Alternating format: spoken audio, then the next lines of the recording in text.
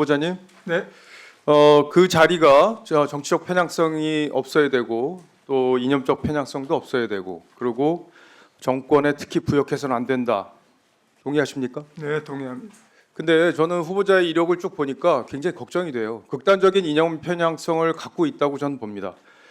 조금 전에 우리 존경하는 김장겸 의원께서도 말씀하셨지만 박근혜 정부가 탄생한 선거에 대해서 부정선거 의혹이 있다는 것을 적극적으로 퍼뜨리셨고 또 천안함 괴담에 대해서도 동의하는 듯한 걸로 이해할 수 있는 그런 SNS 글을 올리셨어요. 그리고 광우병의 MBC 광우병 PD 수첩에 대해서도 옹호하는 글을 올리셨는데 지금도 그 생각에 변함이 없습니까?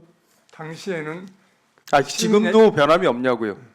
지금은 당연히 바뀌었죠. 그럼 제가 바뀐 공직을 겁니까? 맡으려고 그거는 광우병보다 잘못된 거예요? 공직을 맡으려고 이 자리에 섰는데 예, 그러면 그 서울신문 사장 신분으로 윤석열 당시 이제 추미애 당시 법무장관과 마찰이 있을 때 검찰총장 사퇴 촉구하고 그리고 박근혜 대통령 퇴진 운동도 하고 그리고 조국혁신당 지지 선언도 하셨어요. 조국혁신당 아직도 지지합니까? 조국혁신당 지지합니다. 아직도 지지해요? 네, 지지합니다. 조국혁신당을 지지하면서 공정하게 그 업무를 다룬다고 할 수 있습니까? 저는 그게 어떻게 가능해요? 국민의힘도 지지하는 게 많습니다. 이게 궤변이잖아요, 지금. 그럼 지지 선언 하세요, 지금. 그건 절대 궤변 아닙니다. 아니 그 지지 선언 하시라고요, 그러면. 그럼 제가 그 진정성을 믿을 테니까. 제가- 지금 후보자가 보여준 제가 태도는요. 그런 사례를 하나 설명해 드리겠습니다. 아니 됐어요. 설명 안 하셔도 됩니다. 극단적인 아니, 이념 말씀을 하나 편향성을 주셔놓고 여기 이 자리에서 이미 하라고 드러냈어요. 그러십니까? 국민의힘도 지지한다고요? 정말로 지지해요? 네, 그 사례를 제가 국민의힘이 추진했던 일에 대해서 아니 알았어요. 다 내가 무슨 얘기인지 어떻게 알았으니까 참여해가지고- 그만하시라고요. 그만하시라고요. 지금 본인이 보여준 행동은 다 일방적이에요. 그리고 아닙니다. 지난 일이니까 사과하고 네. 뭐 묻고 이러는데 의원님, 지금 중요한 거는요. 의원님 절대 그러지 않습니다. 자 그러면 이명박 지금부터 얘기하자고요. 자 지금 MBC 그 보도한 거 사진 하나 올려주세요. 잠깐 멈춰주시고요. 사진 하나 올려주세요.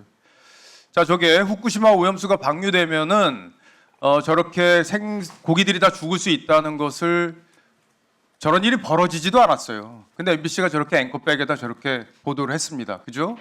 지금 보고 계시죠? 저거 네. 과거에 보신 적 있으세요? 네, 봤습니다. 과거에 이런 거 못 봤지만 지금 이 자리에서 예, 저 보도에 대해서 어떻게 판단하세요? 모든 보도는 공론장에서 나와서 공론장을 통해서 뉴스 소비자들로부터 모두 평가를 받는 겁니다.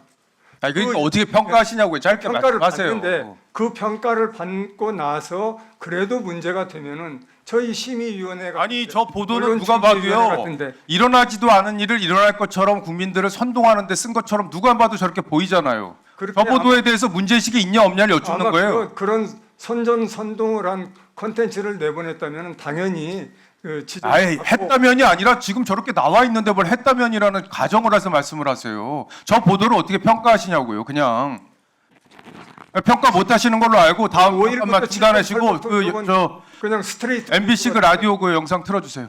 저 들어보세요.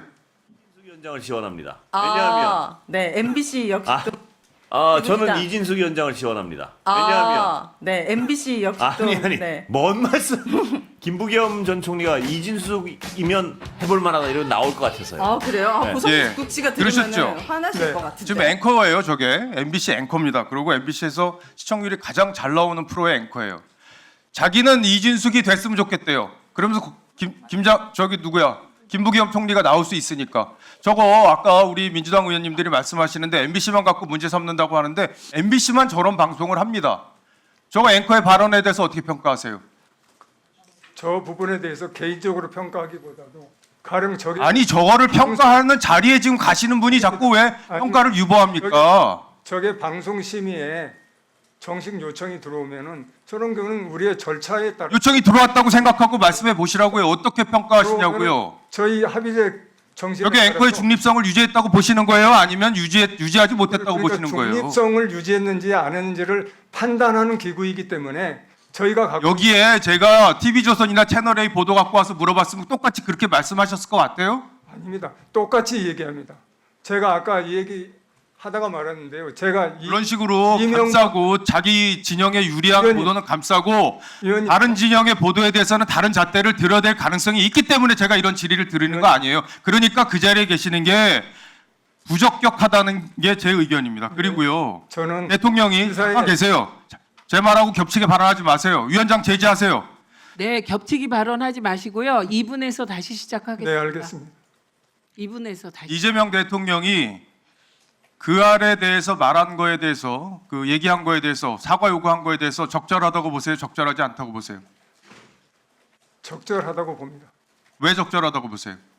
우리 방송도 그 언론 보도에 그럼 따라- 문제가 있다는 전제잖아요, 지금. 그러니까 조금 전에 건 평가해 봐야 된다고 그러고 대통령 말은 적절하다고 그러는데 그러면 그 알 보도에 뭐가 문제라고 보시는 거예요? 그알 보도의 문제는 지금 대법원에서 우리 최종 심급인 그거하고 대법원에 관련이 있다고 보세요? 판결을 해서 장영화 변호사의 판결과 네, 그 알 네. 보도가 관련이 있다고 보세요? 그 잘못이 법원에 의해서 최종 확정된 사안입니다. 그 그렇기 대변이잖아요. 지금 관련성도 없는 얘기. 저 SBS 노조가 낸 성명 보셨어요?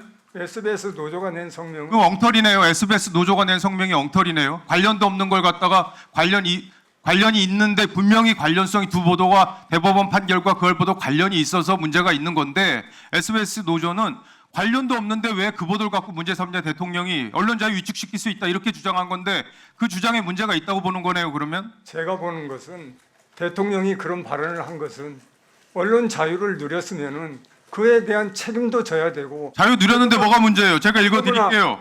방심위에서 당시에 어떻게 결정했는지 어떤 판단을 했는지 읽어드릴게요. 누가 이런 얘기를 했느냐? 그 당시 부분에 민주당 대해서는- 추천 방심위원이 한 얘기 들으세요. 네, 그 부분에 대해서는 들으시라고요. 알고 공익적 가치가 높고 공익성에 초점을 맞췄다. 문제가 될 게 없다.